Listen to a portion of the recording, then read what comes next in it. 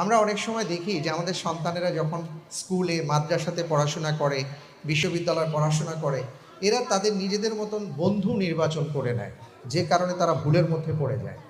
আমরা কেন আমাদের সন্তানদের জন্য আসল বন্ধু হতে পারি না?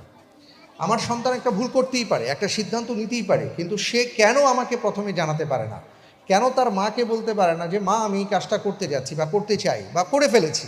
অথবা বাবাকে কেন সে বলতে পারে না?